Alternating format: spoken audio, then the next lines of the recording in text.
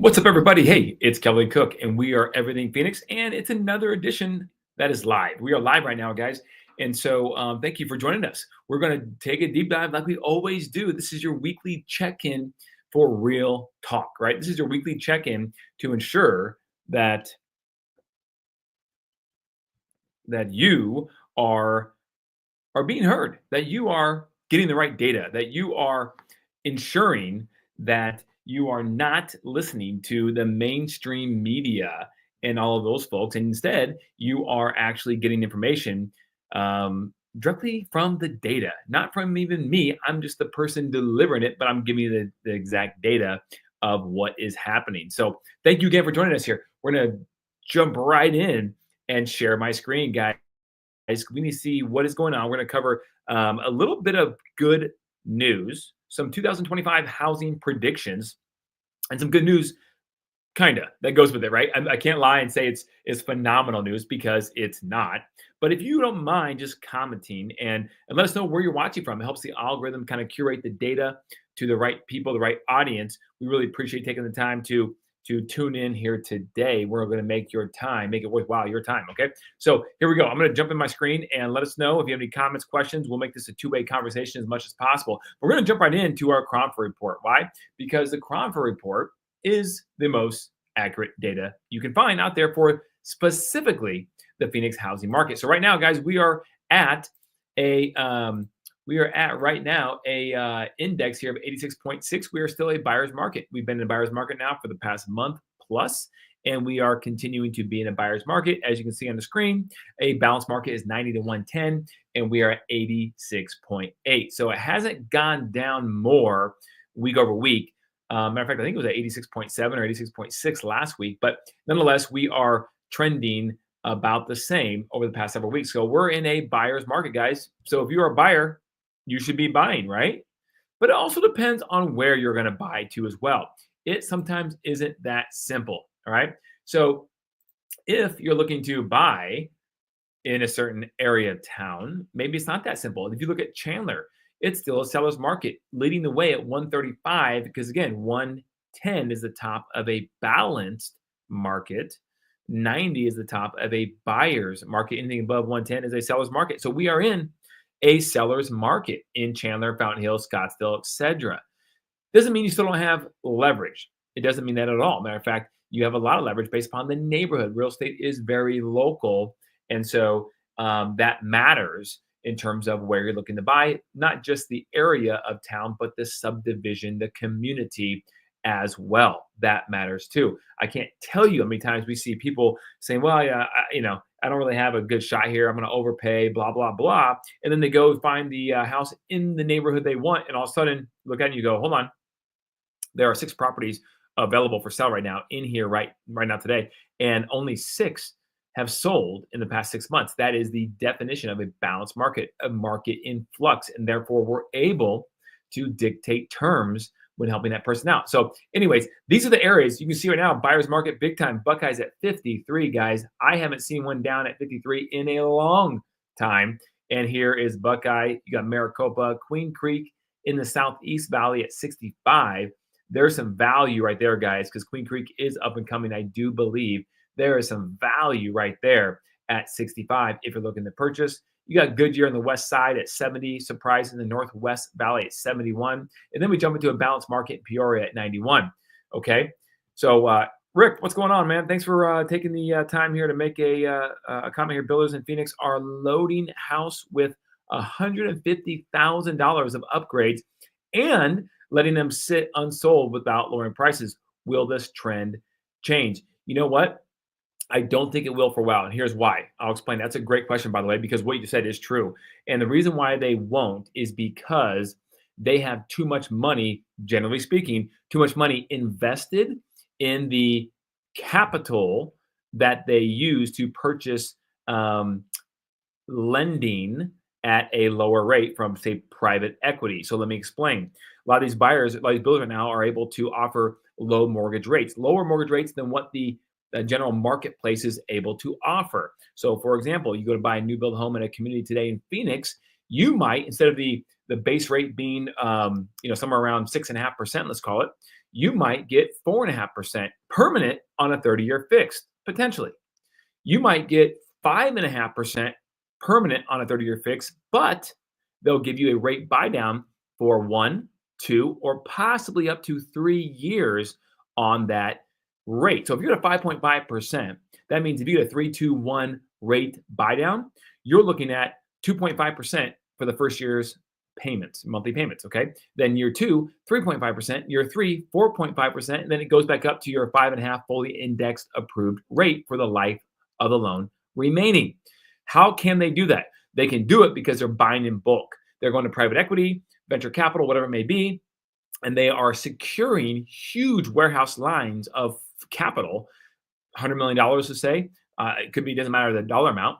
And when they do that, they are then saying, okay, we're going to buy that, we're going to secure that $100 million at a rate, a guaranteed rate. We're going to pay you, Mr. Private Equity firm or whatever, of 4%. Okay, 4%. So they're on the hook for 4%. So now they're going to go out and give mortgages to buyers at 5%, 5.25%. Maybe they want to cut a deal to really close out a community. They make it sweet and go to 4.875% or 4.5 maybe is low. But they're making a spread. They're still making a spread on that money. And that's why I think, Rick, your question is so good, but I don't think they're going to be lowering the rates or the price, excuse me, if they don't have to, because they need to instead use that capital and so on and so forth to be able to help someone afford a lower monthly payment. Because at the end of the day, most Americans do buy the monthly payment. They don't buy the actual house for the price they do it. I mean, it records with the county at that price, but they're really buying the monthly payment. Another good question here, KD0211, what is up? Can you go over advantages of buying real estate today at all-time high and 6% rates instead of renting and buying stocks and crypto, where you will have a growth rate higher than real estate? Okay, good question. Pretty complicated. I do, obviously, there's a few assumptions built into this question that we're going to have crypto and stocks be higher than the rate of return on real estate. And that could be true. And if it is true, that is going to be tough. Now, at the end of the day, you still need a place to live. And so it does become a math equation to an extent, but the math equation can't be solved unless you assume certain things. So you could take the average rate of return on the stock market over the last 40 years or whatever, and you could plug that in and see what that will give you on a rate of return for the money you're going to invest. Now, crypto is different. Crypto, I mean, they're talking Bitcoin could even run even more, like a lot more, over the first couple of years of the next president's term, Trump, because I know he's very pro crypto. So that's interesting too. But no one knows. It could go down as well, right? Same with real estate, of course. But one thing we do know about real estate is that they're not making any more land. Land they're not making any more of. We all can agree on that. That is a fact. And so over time, real estate is going to be hard to beat. Matter of fact, I just saw a stat. I'm going to give it to you guys right now. See if I can pull this bad boy up here for you. But here's the stat. The stat is, if I can pull this up, that the average net worth today for an American that owns a home is, right now, I'm going to pull this up for you right here. The average that owns a home is $396,200. $396,200 for the average net worth for a homeowner, whereas the average net worth of a renter, $10,400. Guys, those are real numbers, okay? Just pulled through the Federal Reserve and all the data they have based upon all that. So guys, that is a huge significant difference. So I do believe in real estate. I do believe long-term it's the right play.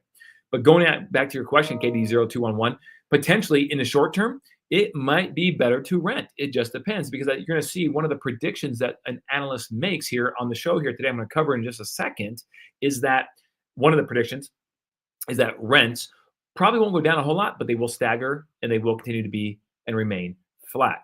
So that's interesting. The problem is you're just not gaining anything. You're throwing money out the window. Ideally, in a worst case scenario, you buy a house today, you sell it X amount of time in the future, given some amount of years, let's say at least 3 or 4 years or more. Worst case scenario, you sell it for the exact same price. If you sell it for the exact same price, you are at least living for free because you're getting that money back. Now you still have to make payments while you're living there, of course, but you have something to show for it, let alone the write-offs that come from owning real estate as well, assuming you qualify for those write-offs. But great question. Great question. I'm more of the tortoise than the hare. You do need to make returns in the short term, but I'm more of the tortoise in the long term, thinking that way. And that's why I love real estate. It's going to be hard to beat. And I do think real estate will continue to go up over time. Okay. Rick, builders prefer mortgage buyers than cash buyers so they can make money on interest. Bingo, 100%. And the same goes for automobiles too. It's funny because I always imagine you walk in, you say, you know what, I'm going to buy this. What are you doing, Mr. Cook? Are you paying cash or are you financing your car today? Paying cash. And you're like, yeah, you're really cater to me because I'm paying cash. And there could be some truth to that to an extent, but really, they want your finance. They want your finance. And like Rick just said, builders are exact same way, especially when they have so much money committed on the line for offering lower rates to incentivize someone to buy one of their homes. They're trying to get an unfair advantage that way to encourage someone to buy one of their homes as opposed to a resale home where they have to go to their typical loan officer that can't give them a 5 point whatever rate, let's say, because it just doesn't exist because builders have that advantage. So great questions, guys. Thank you so much for that conversation. That was amazing. I'm going to go back to share my screen here. I want to cover a few more things because there are some interesting things happening. Here we go, guys. Active listing weekly counts compared by year. We talked about a couple of weeks ago this curtailing, and we were hoping that it would, and it should, because look at the trend every other year. And if you go back even farther, you can see the year it curtails around, usually before Thanksgiving. The problem with this year is it curtailed late in the game. I mean, you're looking at November 23rd, almost Thanksgiving, and finally, the active listings started to curtail, which is good. You want these listings to start to go down because that continues to keep prices where they are. If listings go through the roof and no one's buying them, you see the problem, right? People might start the fire sale. People might start to do some crazy things. Therefore, prices potentially could start coming down on average. But right now, with this happening, we should see the remainder of 2024 in December here not have much of any movement in the pricing overall. Okay. And it's coming down, down, down. This number will probably continue to decrease all the way to the end of the year. And then we'll see what happens in January. But typically in January, that starts to increase again, as you can see right here. Boom, boom. The only difference was 2023 because that was a very interesting year coming off a down year in 2022, second half of 22. Okay. So let's go. KD, here we go. Yeah. In a high interest rate market, do you ever recommend putting more than 20% down payment? You know what? That's a fantastic question. Recommend putting more than 20% down payment. In a high interest rate market, I'm okay. Good question. If you can afford the payment, putting the least amount down that you can, typically, I'm always a big fan of that. Why? Because I like to have the powder be dry. I like to have the ability to have more control over that money to use for X, Y, and Z potentially in that scenario. But now, obviously, if you're going to put down less than 20%, you're going to have private mortgage insurance, which is not ideal. It's more of a cost. But putting down more than that, you know what? I'm still a big fan of taking that money and putting it elsewhere, just because I know that the old thought, the Dave Ramsey thought, right, is hey guys, if Dave Ramsey would say that if you are paying 6.5% on your mortgage, then you're basically, if you're not making more than that on the money that you are investing elsewhere, then that's dumb and you should pay that down because you're paying 6.5%. In theory, if you pay that off, you would be making 6.5%, right? That's the whole concept. However, I don't subscribe to that necessarily when it comes to real estate, an appreciating asset. If it's anything else, pretty much but real estate, there are obviously other things like old school cars, right, that will go up in value, that kind of thing. But an appreciating asset, I'm fine paying 6.5 and making maybe 5 in a money market, or ideally elsewhere. That you can make a little more than that. So that is my 2 cents. And of course, we can go in the weeds on this, KD, because you can start talking about infinite banking concept and velocity banking using a debt tool and all kinds of fun stuff. But that's for a whole nother masterclass, if you will, because I geek out on the whole personal finance investing thing. So, anyways, but great question. But the answer is no. I still like the 20% if you're good with that and can afford that monthly payment, because I want to keep that powder dry for other things that if you're out and about looking, you'll find them, right? Other opportunities to invest that money. All right, share my screen, guys. Again, here we go. Let's go over this one here. Days inventory. You can see days inventory are increasing. Okay, so the amount of days that will that takes to sell a house on average, or excuse me, if no other homes came on the market, this is the best way you can explain it. If no other properties came onto the market for sale, all the homes would be sold in 104.9 days. That's right. Well, that seems like that's not that bad, Kelly. Well, really, it's not that bad, honestly. But compared to where we've been, look at this. And we've been 104 since 2014. Guys, we've been drunk on the fact here that we can sell a house in just a couple of weeks, and if it lasts 60 days, something's wrong. Not necessarily. And now we're getting back to more of that balanced market. As you saw with the Crawford market, we are actually in a buyer's market overall, technically speaking. Average cumulative days on market, guys. When you put the house on market, you can see that these are holding somewhat steady. Okay, which is good. I think this supports the fact that in Q4, or at least the remaining part of December, we will not have any more price decreases. For the most part, prices will remain relatively flat. Okay, you can see that right here. Okay, and now we go to the next one here. This is the contract ratio, guys. Remember last week we talked about the contract ratio, which, boy, I tell you what, that was it's still pretty low. It went up actually 0.4 of a percentage point. You can see last week it was at 30.0.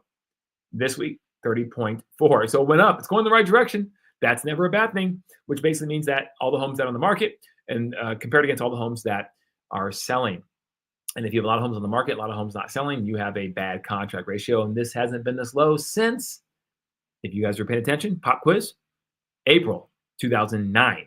And April 2009 was not a good market by anybody's standard, okay? We were in the middle of the Great Recession, and Phoenix was hammered. I was selling real estate at that time. And let me tell you, it was literally a bloodbath, free for all.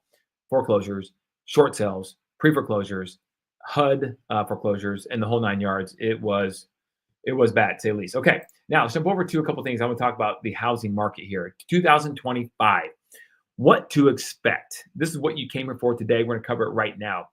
2025 could bring some relief to one major housing challenge. Okay, here's what to expect in the new year. Okay, right here. This is do the Cliff Note version right there, and I got some other things I'm going to show you as well. But the biggest potential for relief in 2025 might come or should come from an uptick in inventory. Why is that good? Well, because that will help the first-time home buyer, the person who just, or maybe not, but the person who wants to buy a house for cheaper. It will help because the more supply you have and the demand remains about the same, then you're going to have potentially sellers that will have to bring their prices down in order to sell, which makes the homes more affordable. But if rates don't move much, that could be challenging. Rick, what's going on? Here we go. Love the questions, guys. Keep them coming. Long term, is it better to buy Vistancia, Alvarita, or Surprise 150K or less? Long term, well, okay. So Surprise is going to continue to grow dramatically, in my opinion. All right. If you have the money, the wherewithal to get into Vistancia, I would do that. Vistancia is gorgeous. It's amazing. Obviously the Blackstone right there. And it's just a really cool master plan community. And it's going to continue to grow around there. Matter of fact, one of the builders, I just read an article the other day, one of the builders has secured some more land right around Vistancia and is going to continue to build out that area. So it's going to continue to grow. Long-term was the key word you said in there. But I would probably look at Vistancia. Being in the city of Peoria, Peoria has a little bit more of a steam to it overall. But it's going to be hard regardless to lose in the long term because with TSMC, the Taiwan manufacturing plant that's going out in North Phoenix, that whole corridor around the 303 that heads right west out to Surprise is going to be huge. All the suppliers that are going to be building things and securing industrial space around there and so on and so forth, headquarters space. It's going to be crazy to see what happens. So I think that long term you're good either way, but I like Vistancia if I did choose one today. Okay. Sharing back my screen here. So there's no really big, I don't know, like gotcha here. It is supply or uptick in inventory that hopefully is the relief that the housing market needs from an affordability standpoint in 2025. And you can see in this article right here, while many existing homeowners are carrying mortgage rates of 4% or less, life events are a broader acceptance that rates likely won't drop down to those levels anytime again soon to unlock supply. Okay, so the good news is what they're seeing in this article. It's saying that they're seeing a lot more of the majority of properties out there that people own having interest rates below 6%. It was like 95% last year. Now it's down to like 89%. And then it's going to continue to drop, where they think by next year it could be as low as 73%, because as people have to sell because of the life events, eventually that turns over, which is good. That's what we need. Okay. So Realtor.com is predicting the supply of homes for sale will rise 11.7% next year. Go up, right? New construction will grow even more, increasing 13.8% from 2024 to 1.1 million new starts next year in 2025 alone. This is wild, guys. You're going to see a lot more homes trading and transacting next year. So Redfin anticipates home sales to tick up next year by between 2 and 9%, ending 2025 at an annualized rate. Here we go, between 4.1 and 4.4 million homes transacted. Right now, I think they're predicting in 2024, we're going to end somewhere around 4.1 million. And they're saying they're going to be at least that, maybe up to 4.4 million. That would be huge in terms of transaction count for the national housing market. But also, guys, you have to realize that so many things come off the housing market, right? So many different businesses make money off the housing market. Just think about all the trades, right? The contractors, plumbers, roofers, and then of course, agents, lenders, and insurance, and inspectors. The list goes on and on. But so having more transactions, whether prices go up or down, is always going to be a good thing for the most part, as opposed to not having any transactions or very little, right? Mortgage rates. One wild card for 2025 is the direction in which mortgage rates will move. Economists are expecting a substantial drop in rates, if any, which means buyers will continue to face elevated rates when compared to pre-pandemic lows. And when you compare that with home prices that are staying the same or rising, that's going to continue to be somewhat of a challenge, okay? And it said that they think that the 30-year fix will somewhere be around 6% in 2025, bumping around 5.5 and 6.5, somewhere in there throughout the course of the year. That's what they think the new norm is going to be. You can see this from Lawrence Yun, the chief economist at the NAR. This is what he says right here. It's more likely to go back around 6%, bumping between 5.5 to 6.5. Okay. Home prices, guys, here's the kicker. Zillow forecasting 2.6% growth in home values. Realtor.com expecting 3.7% increase in home values. And the list goes on. Redfin, 4% higher value. So we're talking 2.6 to 3.7 to 4.4%, higher home values appreciation in 2025, even though rates might be around 6 to even 6.5% most of the year. That is wild. Why? How could this happen, Kelly? I just don't believe it. Well, you know what? It's hard to believe, honestly, for me too. But the data never lies. The data is never wrong. And the reason why is because it's supply and demand, simple economics. So the best thing that could happen at this point is for new home starts and permits to be rocking and rolling. That's the best thing. Okay. Hopefully they'll continue to build across America, not just in Phoenix. I know in Phoenix, home builders are trying to build, but the process takes a long time because of zoning and local municipality issues and restrictions, right? It just takes a long time to get through all the permitting process. So that's one thing that our government could do, is make that go faster for the states and the local municipalities and counties, because that would help homes get vertical, new home construction faster. Okay. All right. A few more things to cover, guys, and we will wrap this up. But I want to cover this article right here from CNBC. 5 housing market predictions for 25, according to economists. Okay. Now, they say economists, and they got to be right. I mean, economists are smart, right? Probably. So we'll see. Here we go. Here are 5 housing market predictions for 2025. Home price growth will return to pre-pandemic levels. Okay. That 4% annual pace is a normalization compared to the accelerated growth we have seen since COVID in 2020. Okay. That's number 1. Number 2, flattening rents with more room to negotiate. We just talked about that, right? That matters. Okay.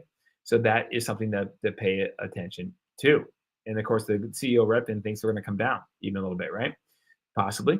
A bumpy and volatile year for mortgage rates. Redfin forecasts mortgage rates will average 6.8%. Okay. We just talked about NAR saying around 6. So hopefully that gets there. Number 4, more home sales than in 2024. We just talked about that. We think that there's going to be an increase of transactions, which will be great for our housing market overall. These are all sunshine things, right? These are all good things that hopefully will happen in 2025. Climate risk will bake into home prices. Now, here they're talking about insurance. Okay. The risk of extreme weather, natural disasters may anchor down home prices or slow down price growth in areas like coastal Florida, California, parts of Texas. Okay.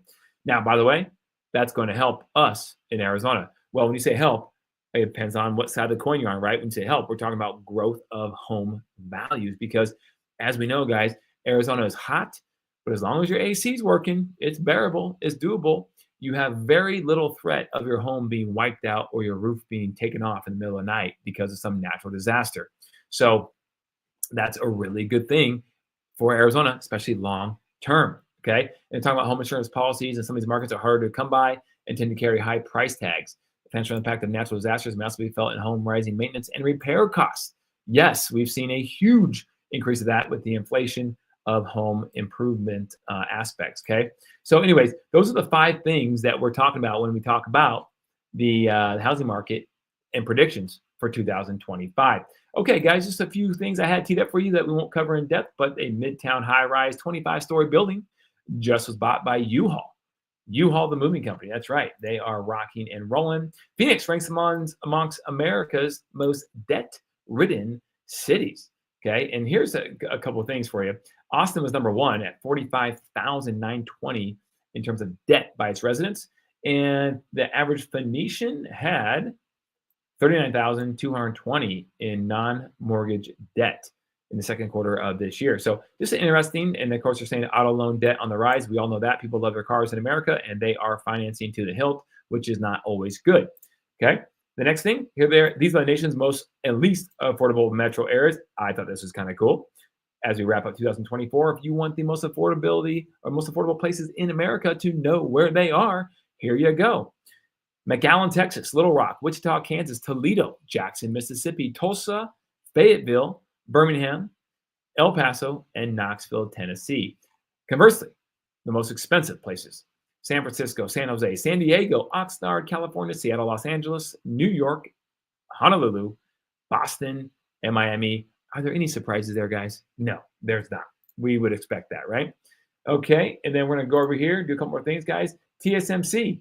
We talked about the Taiwan manufacturing company. They are going to have a lot of homes being built around the area. You can see in the map right here, I have it teed up. See that big spot right there in the middle? That big parcel of land, which is huge, by the way. This map does not do it justice. That is TSMC that's being built, and it is enormous. So all this land around here, it's open, heading towards Peoria and Surprise, I think is poised for a great investment in 2025. Oh, and far beyond, actually more long term, right? Okay. And then last but not least, guys, Phoenix is home to 4 of the fastest growing U.S. restaurant chains. 2 of them are the Fox Concepts, the Henry, and Culinary Dropout. Okay.